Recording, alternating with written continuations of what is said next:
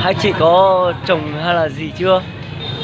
À, chưa hả? Ừ. Thế thì tuyệt vời quá.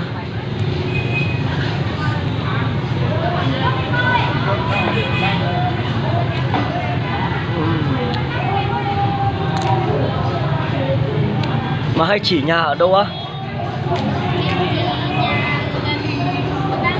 À. À. Sáng. Dạ. À.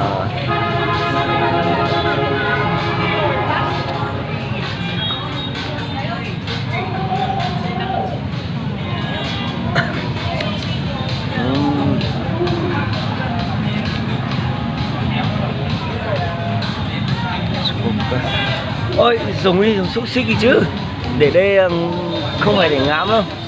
Dùng đi, dùng trước đi. Dùng đi. Em, dùng luôn đi. À. Nó thực một nó chúng tôi cưỡng cầu đấy.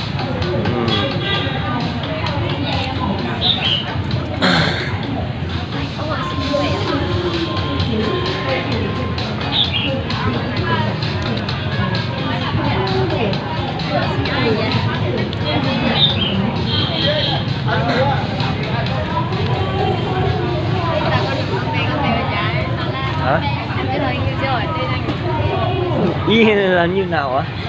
Em bảo là anh tên gì ấy để còn biết gọi ấy. Ủa? Nhưng mà còn chưa biết tên. Chưa biết tên.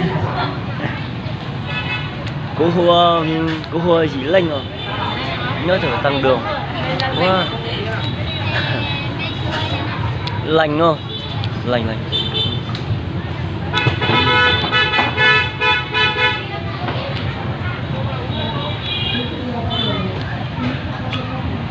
Dạ này mua đam mê thợ ân là sẽ tiền hát hò nhảy múa thì cứ lên chú em, bởi em sẽ làm sám cho ha. Chú em. Ok. Em thấy bọn anh hay đi cái tin. Đúng rồi. Mà bây hình giếng gửi một cho lời sắt thì càn tàu á. Bây tôi chỉ giếng cho shop cho cành này.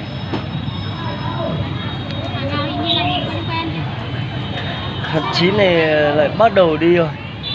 Chơi 1-2 tháng 9 này xong rồi chắc phải đi giếng vài bộ phim nữa.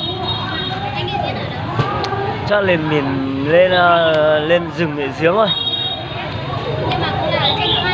Đúng rồi.